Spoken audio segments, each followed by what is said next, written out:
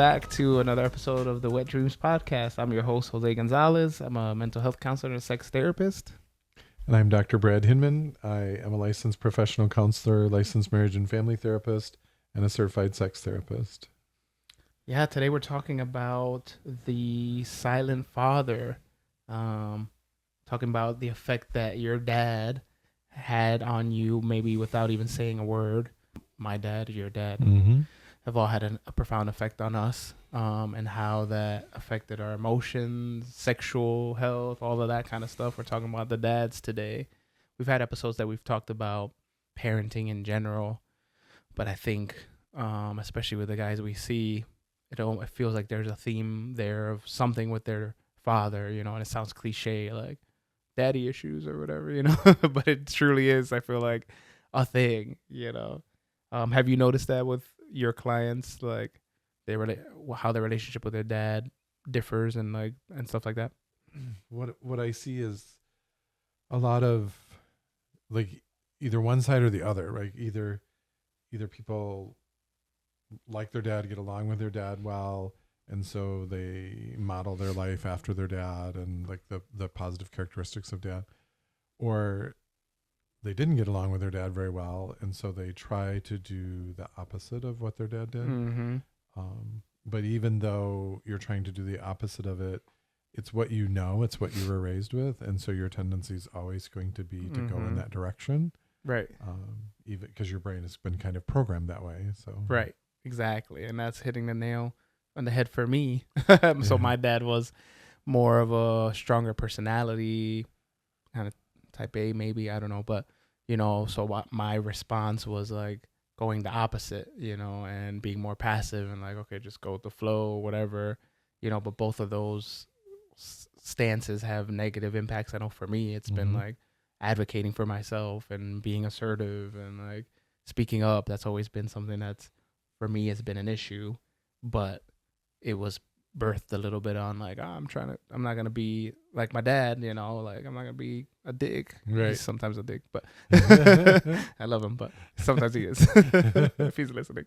And I'm gonna do the opposite of that, but then I ended up going to the complete other side and was too passive and just let people walk all over me. You know what I mean? I don't know if I feel like you also had a similar, like, in some ways you were going to do things different than your dad, right? I think we've talked about that. Yep.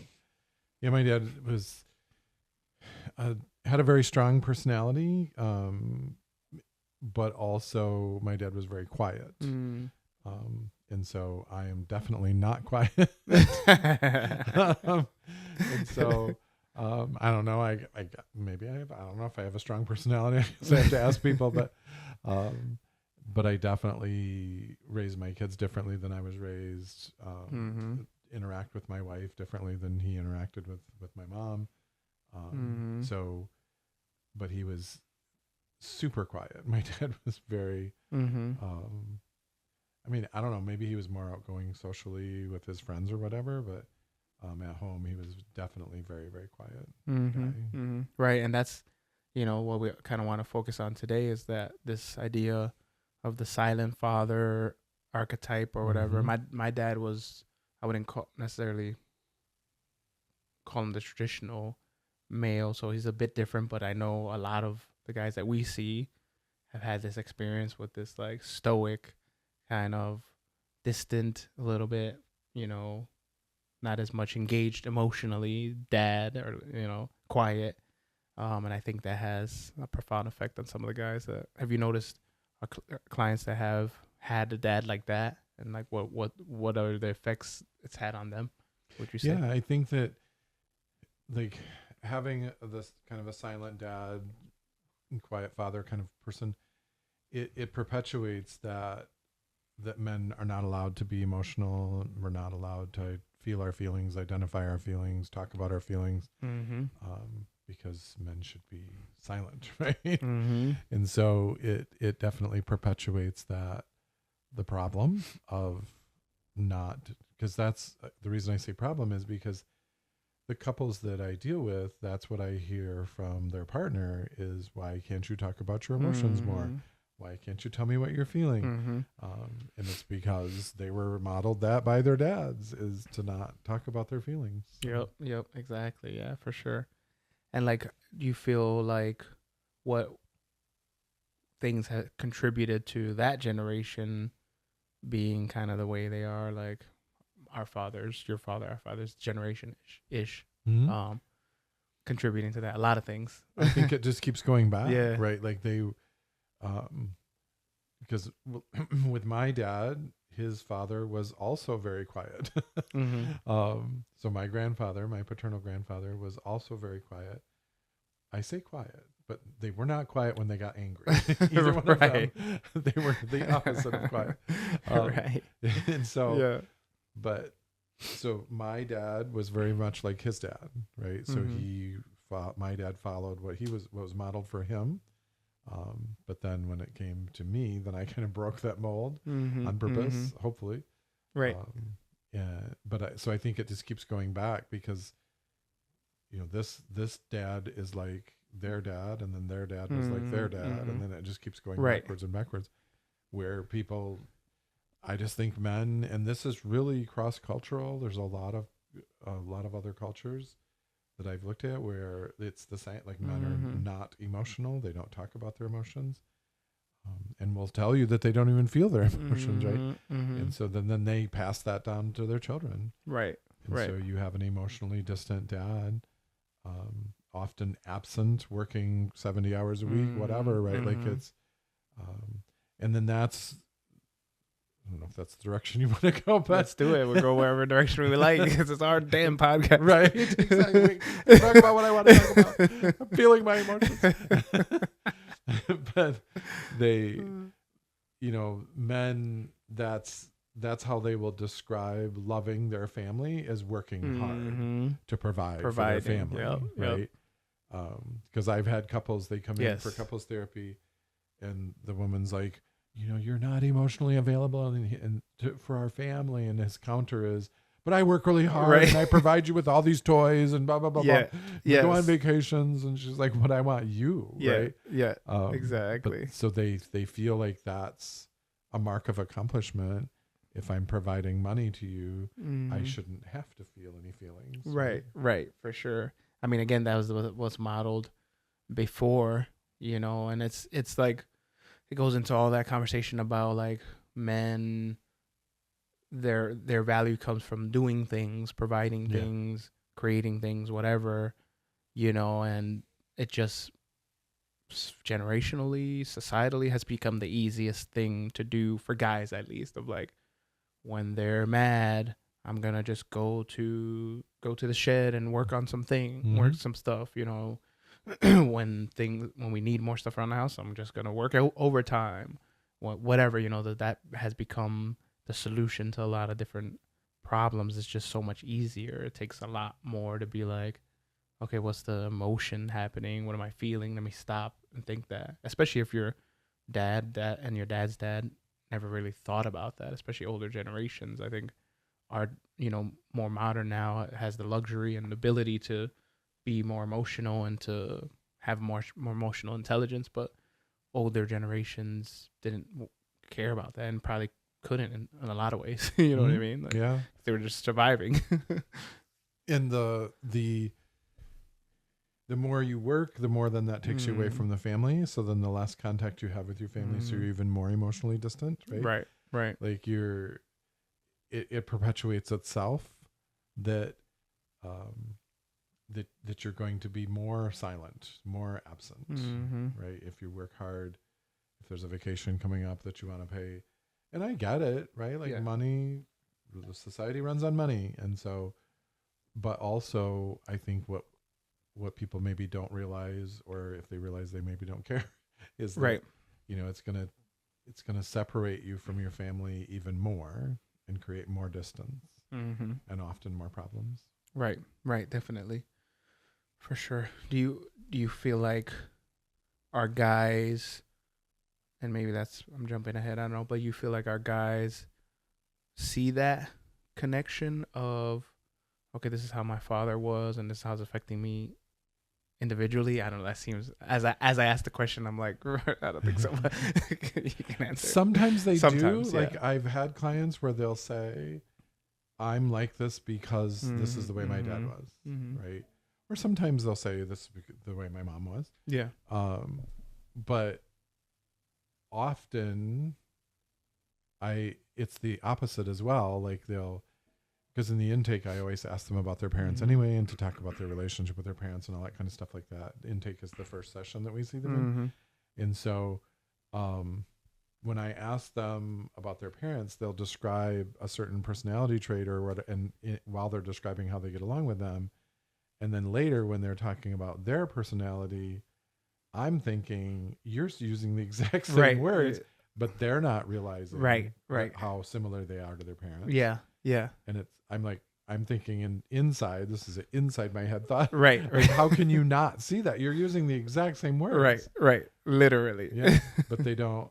So then when I'm like, well, how did you get like, they're like, I don't know. Fell in my head when so they have no idea. They don't make the connection. Yeah. It's so interesting for sure.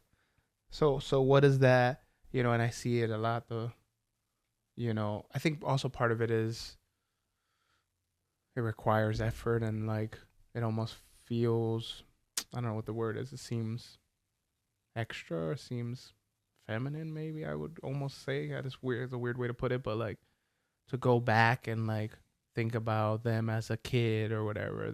I feel like as guys there's like resistance there of like, oh, it's fine. My childhood was fine. Move on. Like, but it takes like a lot of effort and it can be emotional to be like, oh, when I was younger, this is how my parents or my dad treated me, or like the messages I got was like, you just stay in your room and like, if you're going to cry, you run away and you don't show it or whatever. You know what I mean? Like it could be painful to like think back and look at those things. I don't know. It's harder for guys, I feel like, to do that. It is. It's hard for lots of reasons. One is because they're not good at it. Right. True. And so people don't like to do things they're not good at. And so, but it also is, it's painful because it reminds them of probably like a character flaw or a character weakness in their opinion, right? It's kind of exposing something that they're not good at, right? So they feel like that's a weakness, so they want to keep that hidden. I think a lot of guys, we go through life trying to hide our weaknesses and present ourselves the best light we can. So it is uncomfortable for people to talk about it. It is. That's real. And often they try really hard not to talk about it. Right. Yep. I mean, and that's the whole premise of our podcast is, as guys needing to feel like you have everything down and like people can't see you sweat or like you got it under control on the outside, at least, whatever's going on the inside is whatever, but you don't show people the negative part. And I think that's something, that theme is also personally for me something in a different way that I experienced. I don't know if I think it's culturally Hispanic culture as well, but this idea of like the family is sacred and like people don't know your business. The outside people don't know your business, don't share that kind of stuff. So there's this perception of what you're supposed to look like for everyone else, whether that be people in church or whatever. But then, so if something's negative is happening, like, oh, just between us, like don't get outside. And I think I don't necessarily know where that comes from, but that's part of the equation as well, both as the dad being that way, but then also family unit. Someone like, at least I grew up in is very like, okay, it's us against the world kind of deal, even against other family members, this is our main family, and just perpetuates that like secrecy or something. I don't know, Yeah, I don't know if it's just a Hispanic thing because I was raised the same way. There you go. So it's not just Hispanic. Very much in my family, there was like, it wasn't necessarily overtly spoken. Yes. Like this is a topic that only stays in the family. Yes. And this is a topic where you can talk about with other people. Right. There definitely seem to be categories of things, because I remember getting in trouble sometimes as a kid. Like that's not something you talk about outside the family. And I'm like, well, it's real and it's true. Like, why can't I talk about it? Right. Because it would put the family in bad light, like we're some mafia organization, right? The family. The family. Or the royal family or something, Yeah, for sure. And it is interesting. Like, do you feel like, where does that come from, you think? Or does that, is that kind of a reflection of maybe how, I guess in your family, a reflection of how your dad did things and then that was it? Or is that just kind of how it happened? I don't know, you know what I'm saying? Like, that's kind of an interesting. It is interesting. I think it was both of my parents. Like I remember hearing that from both my parents. So my mom also was pretty protective of the family's reputation and all that kind of stuff. I remember getting in trouble at school, and that's one of the things that my mom did as part of my punishment is she's like, people are going to think I'm a bad mother, right? Like, it's going to reflect badly on the family, on my nuclear family. Right. The trouble that I got in at school. Probably was minor too. I don't know what it was, but well, depends on who you ask. I shot my principal in the eye with a rubber band. Oh, okay. So. Well, that's did you deserve it? That's my question. Or she, excuse me. She was in the way. I was aiming at somebody else, and she stepped in the way. You brought great shame on your family that day.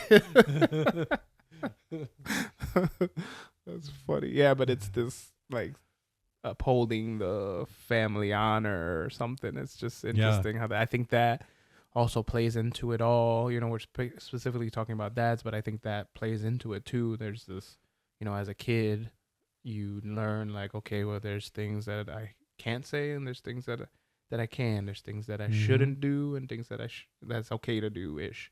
There's things that I should feel, and things or express. That's what you're feeling. And things that I can't express. You know what I mean? Like, this idea of like, okay, now we have to take this whole part of you and shove it to the side, suppress it, because it's not acceptable with whatever it is. It's just interesting. And there also seemed to be like another category, like things that you probably shouldn't do, but you can do as long as you don't get caught. Right. There seems to be some category there too. I can see that. That's true. Yeah, as long as you didn't get caught, right? Then if you get caught, now you're in trouble because you got caught and brought shame on the family. Right, for sure. Yeah, that's so funny. I also experienced, I don't know where we're going with this, but I also experienced another thing of like, you think you're going to get in trouble for these things, but then it's almost like, oh, good job. Like, oh, it's fine or whatever. I know I experienced that sometimes. One time I was like in high school, like at a band, like a marching band competition or something like that. And like a couple of us, I never did anything bad really in high school, but a couple of us snuck out of the competition and went to McDonald's or something like to get food. And not supposed to go out of the premises, And I kind of got in trouble for that, and going and telling my parents, I was like, "Oh, they're gonna be pissed. They're gonna be so pissed about this." And I tell them, and they're just like, "Oh, okay, that's fine." Wait, time out. Did I like miss a whole section of my childhood? That was like, now you can do things. Like, what is that about? Anyways, I don't know where that's going, but again, these like mix. I think the idea is this mixed signals. Like, some of these things are okay, some of the things are not. Like, it's confusing, man. It is so confusing. It is hard because it gives like almost a discrepant message to the kid, right? Like, like I thought I was going to get in big trouble for this. And does that mean it's okay? Like, I can sneak out of places, but I can't lie, or what? You know what I mean? Right. Like, where's the line? Yes, where's the line? Or like anger, like you're not allowed to get angry, but then when your dad gets angry, like you've talked about, or gets violent, people get violent or whatever. You're like, wait, but that's happening. But I'm not allowed to get angry in that same way. Or if I do, then it's not okay. Well, and I was always confused too about like that adults would drink alcohol, but I wasn't allowed to drink alcohol as a kid, right. Or smoke cigarettes or whatever, right? Like and I'd be like, but if it's wrong, then it should be wrong universally. Right. Right. Like It was always weirdly confusing to me. Yeah. And I don't know what that has to do with podcasts. Right, for sure. But it's confusing. It's all these confusing messages. We're here for me today. Gonna turn into a therapy session in front of your eyes. So how do you feel like that, that has affected our guys later in adulthood or whatever, that upbringing of whether it be the silent dad, whether it be suppressing your emotions, the confusion of what your upbringing was and all that kind of stuff? How have that affected our guys that we see, even before, there's the relationship part, but maybe even before that, like in their adulthood, One way I think that happens is that because it's modeled for them to be silent or to be withdrawn from the family or to be whatever, right? Like not emotionally present and available.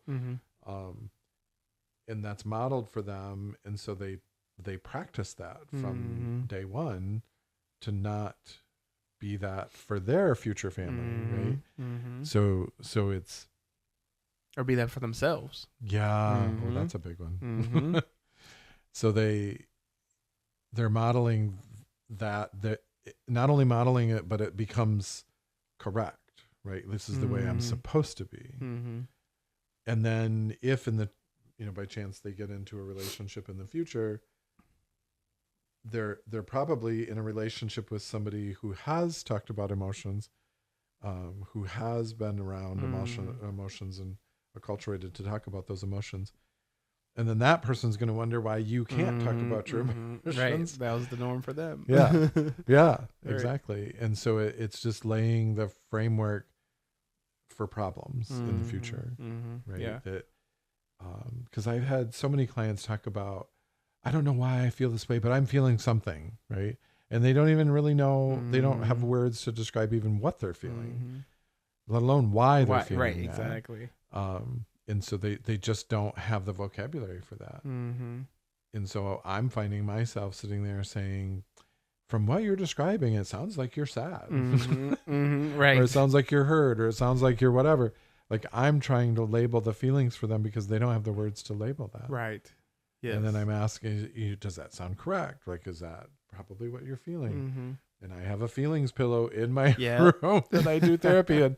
And I have them grab the pillow and look at the different feelings and pick one that applies to them. And sometimes they even struggle with that. Right. Yeah. With all the choices in front of them. Right. With the words there already. Yep. And I've had people like, what does this mean? Yes. They don't even know what some of these feelings would mean. Yes. And I'm not talking like somebody with a 3rd grade education. Like these are successful people and they still don't know what these emotions mean. Yeah. Yeah. Exactly. Yeah, for sure. And putting it into this perspective a little bit of like porn, for example, the guys that have issues with porn, the amount of times that guys will come in and say like, okay, this week I used more or whatever, this week wasn't a great week. And the amount of times that people have said like, oh, it was just my routine was off or whatever, like, or I have to just get back onto routine. And I'm just like, no, like they don't understand, like from, then I start breaking it down with them of like, okay, this happened on a Tuesday that you used, like what was going on that day? What was going on the day before? Yeah. How are you feeling?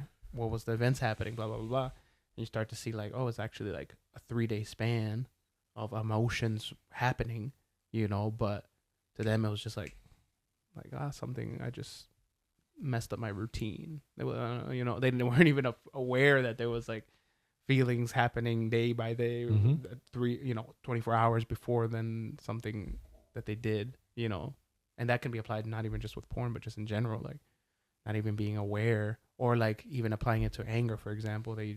They go off on a coworker, but they're not aware of the steps leading up to that going off on them. Like you were stressed and you were having a busy day.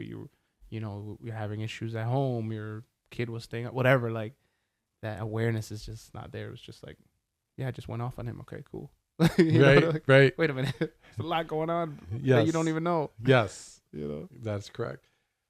And I yes to all of that. Yeah. And I think that the part that we skipped here today is Mhm. that like the stress and the fatigue and the anxiety and Mhm. all these things that you mentioned, then for the guys that we're used to dealing with, they use to kind of expel those feelings that Mhm. are building up inside of them because they don't know how to talk about them and they don't know how to feel them. Mhm. So then they just kind of dump them into their addiction, right? Yep. They dump it into their compulsion to be able to get rid of all those emotions because they Mhm. can't feel them or talk about Right. them. And so then that perpetuates itself Right. as well. They get used to Yes. doing that.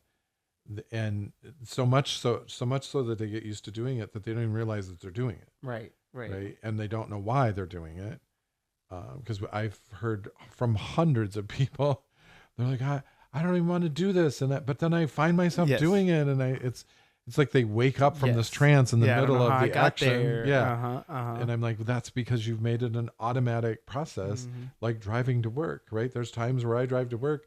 I remember getting in my car at home and Mhm. getting out of my car here, but I don't remember Right. the between part. Exactly. I think my car just drove itself, Exactly. right? Yeah. But it's because I've done that so often that I don't even Mhm. have to think about it. It's Mhm. just automatic, Right. Right. which is what happens to our guys. Right. Exactly. Yeah. And then how are you even aware of something that you didn't even notice happened? You know what I mean? Like there's a level first of like even noticing that there's feelings, something's happening, even the first step is like noticing it, Mhm. before you can even like label it, before you can then even deal with it. Like there's so many, so Mhm. many steps because you've suppressed it so far away, And that is the first step that I do, Mhm. that I deal with clients is I tell them, just notice for like 2 weeks. Mhm. You don't have to do Right. anything. Don't Just do notice anything with it. Yeah. Just see it. Yeah. Yeah. Because then it gets them in the habit of looking for it and recognizing it and that sort of thing before they actually have to do anything about it. But Yeah. Yeah. Definitely. So how does that now then also, that's individually, how does that affect our guys in their relationships, this like suppression of emotions and, the effect that you maybe have had from your father or whatever? mm-hmm. And I touched on that, is that because you've practiced doing it incorrectly and now you're in a relationship with somebody who does recognize their feelings and who can process their emotions. And almost before you can, or better than you can. Oh yeah. Most yeah. often. Yeah, definitely. Correct. Yeah. And so then they're wondering, so your emotionally healthy partner is wondering why you can't. Mhm. What's wrong with you that you can't do this, Mhm. right? Not taking into account that you're acculturated from day one to not do this, right? Mhm. But then your partner will say things like, "Why don't you ever talk about how you're feeling?" Mhm. Or, tell me what you're thinking. Tell me how you feel about what XYZ thing that happened. And the guys that we tend to deal with can't answer that question. Because they don't know. Right. And so that can cause relationship problems, because if it's a heterosexual relationship and the female often is very emotionally intelligent and advanced and used to dealing with their emotions, and then they're in a relationship with somebody who can't and don't, but she's going to assume that you can, you just don't want to share it with her. Right. Right. Yeah. Then there's a problem. Yes. Then like you're like yes. withholding it from her. Yeah. Yes. Yeah. Absolutely. Correct. That's true. Because she can, so she assumes everybody can, but they can't. Mm-hmm. So then the fact that you're not means that you're hiding something. Right. That And you almost don't. like maybe there's something wrong with her too. I can see that of like, what's wrong with me that you don't want to Yes. connect with me, or you don't Yes. want to share that with me. Like, am I terrible too? You know what I mean? Correct. Like, Yeah. That you must be sharing it with your guys or something, your friends, Right, but you're not sharing it with me. Meanwhile, the guys are just sitting there drinking beer, literally not talking. Yes, correct.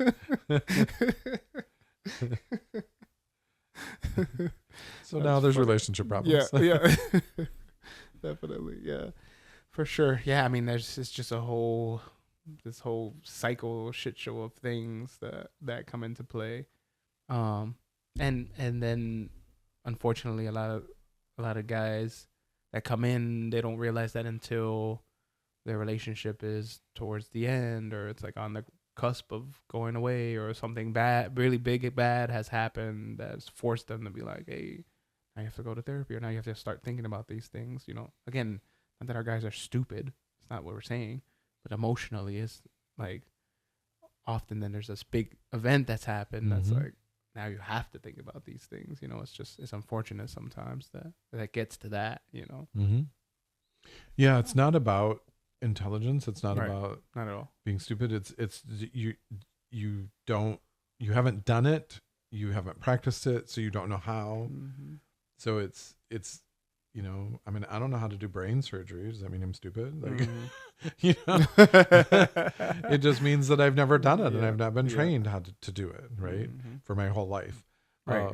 And so we suck at stuff that we don't know how to do. Right. Yeah. And it's it's just occurring to me as a crazy concept. You haven't, not in a judgmental way, you haven't done it your entire life. Like some of the guys that we see.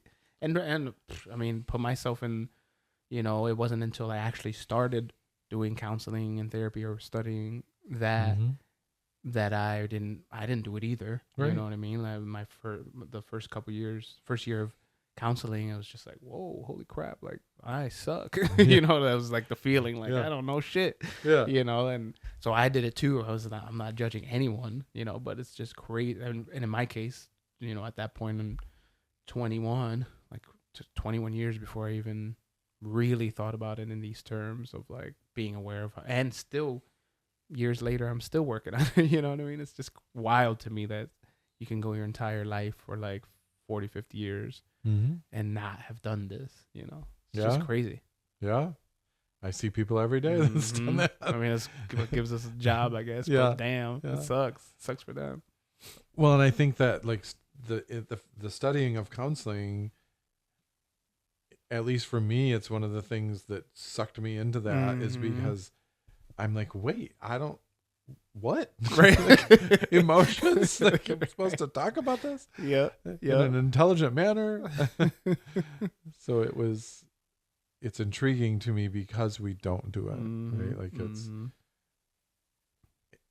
and the fact that the genders are so misaligned in this is also very strange to me. And which makes it curious, because things I don't understand, it makes me more curious. Right. Yes. And so I'm like, how can these two people, often, like if there's a brother and a sister raised in the same house, they eat the same food, they have the same parents, but they turn out completely differently. I don't understand how that's possible. Yeah, it's crazy. It's crazy. Random question that came to mind too, like for the guys that you see, I got to think about some of mine, but do you find that the guys that you see have had these conversations with their dad, after they start to get like, more aware, or after they even start working on stuff, you know what I mean? Have you had experiences of that then talking to their dads about it, and like any experience, like going back and talking about emotions, and like, or how they were raised or whatever, you know what I mean? I have, and sometimes it goes really well, and sometimes it goes really not well. Where the dads will, the really not well example would be the dad shuts down immediately, because the person who's been our client becomes, through the process of therapy, enlightened, if you will, about emotions, and then they're trying to bring this newfound enlightenment to their parent who has not gone through the process of therapy, who is still stagnant in their ability to process emotions. And you're like, let's process emotions. Right. And so the dad's like, no. Like, no. What is that? No. Because the dad doesn't have the tools to do that, right? They don't have the infrastructure to be able to support that. And so it has gone very not well for some of my clients to do that. And so then we process that in therapy, and I explained to them what I just explained to you. Yes. That you were asking them, basically you were asking an infant to drive, an F1 car or something. Yes, right. Yeah. And then you're surprised that they can't, right? So it's but I like that happens fairly often, because when somebody, gets some healing or some insight into their life, they want to share that with other people. They tend to, not everybody does, but that is part of the process where they're going to want to share that. And if you share it with somebody who doesn't have that knowledge, they're not going to understand what you're saying. Right. So. Right. Definitely. Yeah.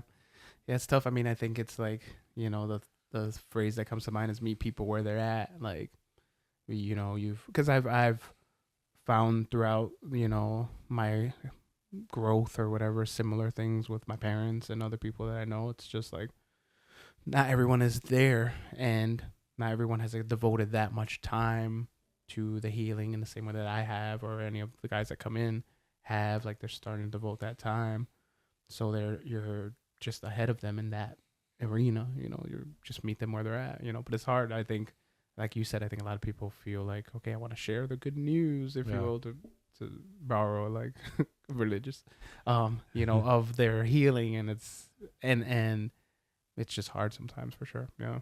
So what are some things that our guys can do, to start breaking that cycle of whether what they saw, what they were taught growing up, or whatever, with regards to emotion and suppression and all that stuff? What are some things that come to mind? I think, like we mentioned earlier, like noticing, right, is one of the first steps. Like, just notice times when you're feeling something and you maybe don't have the words to describe it. And then after noticing is give it a try, right? And I'm pretty plain, like pretty open with my clients about, you're going to suck at it. So like, go into it acknowledging that this is a new skill that you've never tried before, and you're going to suck at it. Right. The first time we drive, the first time we get behind the wheel, you're going to suck at it. Right. And so just acknowledge that, but I'm going to learn from it, and I'm going to improve over time. Right. The more I practice that. I also tell their partners, okay, you're asking him to be more emotional and share his emotions with you. He's going to suck at it. So you need to be patient as he tries this, because if you ridicule him, or if you, tell him that he's going too slow or whatever, then he's going to stop, and you're not going to get what you want. So you have to be patient, right? And help him. But the guy has to be patient with himself as well, because it's going to feel weird. It's going to feel awkward. But keep trying, and you'll get better at it. Right. Yeah. And then, like anything, the more you do it, the better your skills will be, and you will be able to hone it and make it your own, and practice it and stuff like that. I think not being because a lot of us, I feel, have fear of failure, right? And so but if we had fear of failure about every single thing, we'd never do anything. Right. Which is maybe why some guys are lazy. Right. Myself. Another episode. Yeah. Right. Why guys lazy? Maybe it's not laziness. Maybe it's just fear of probably. It's a fear of failure that paralyzes us. But, so just acknowledge, I'm trying this new skill. I'm not gonna be very good at it, but I'm gonna keep trying. Yes.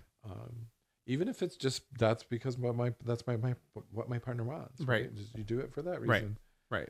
That's fine. Just start off that way. And it will get better, and you will learn it, and you'll.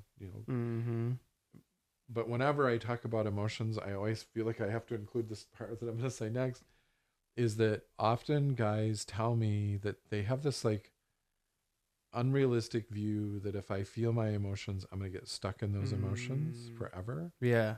Like if I allow myself to feel sad, I'm going to just be sad forever. For the next 70 years. Yeah. That is impossible. Yes. Like, let me tell you now, it's not going to happen. And actually the opposite is going to happen. If you allow yourself to feel whatever you're feeling, it's going to go away. Quicker than if you suppress it. Yes. For sure. And if you suppress it, it will not go away because you're not learning what it wants to tell you. And so it's going to get louder. But I've heard that from so many people that I always try to include that when I talk about emotions. is that you're not going to get stuck in that emotion. It's impossible for you to do that. Mm-hmm. Even happy, you're not going to, if you're happy right now, you're not going to feel happy 24/7, 365 until the day you die. Right. That's going to change. Right. Sorry, Exactly. but it's going to change. Sorry to be a downer. Right. But you're not going to be sad 24/7, 365 for the rest of your life either. Right. Exactly. Yeah, I love using the and this is part of, I guess, the tip too, but I love using the analogy of like a kid, both with, like you talked about, you know, them being kind to themselves, or guys being kind to themselves, and also partners being kind to them. I think I like using, probably because my kids are young, so I'm like in the thick of things, but I always like using it as a kid. Like if you were teaching your kid about emotions, like for the guys that they often have kids too, like if your son or daughter were to be doing something and didn't get it the first time, are you going to be like, oh, you stupid idiot, and like yell at them? I would hope not. Like then I have to call CPS, but just kidding. So like you would be kind to them, like it's okay, like let's try it again or whatever. The same thing as partners. Like if your partner is trying to express themselves and doesn't come out right, like what would you do to a child? You would be like, that's okay, like let's try again. Like you at least said this part that was good, like let's try to add this onto it or whatever, you know what I mean? You're going to be kind and gentle to them. And even like I take a step further sometimes and tell guys, like, imagine you as a kid, what did you need when you were younger? What would it have been if your father or mother, your parents said this to you when you were younger? Like it's okay, like you can be angry, feel angry, like that's fine, whatever, you know. Like how that would have changed, you know. So I think that's like it makes it more real for a lot of guys. Like I'm not gonna yell at a kid, why am I gonna yell at myself? Or like at my son, I want him to get it right. I'm not gonna be harsh on him the same way my dad was harsh on me and blah blah blah blah, you know what I mean? Yep. I wish we were as patient with ourselves as we are with other people. Yep. It's true. Definitely. For sure. Sweet. Yeah, I mean, we'll probably touch on this subject some more. This is the basis for our freaking podcast, like male emotions and just like suppression and stuff like that. It's hard. It's a hard journey. And like I said, like for myself, it's always a work in progress and continuing to like be mindful of what I'm thinking and labeling them. Labeling is hard and it's tough. It's tough, but you're doing the work. Yes. And you can do it. Yep, it's true. And it will get better. Yes. You'll get better at it, you know, for sure. Yeah. Any other thoughts for our guys before we leave them? I think what you said is perfect, right? Like with any new skill, try it and you'll get better. Definitely. Cool.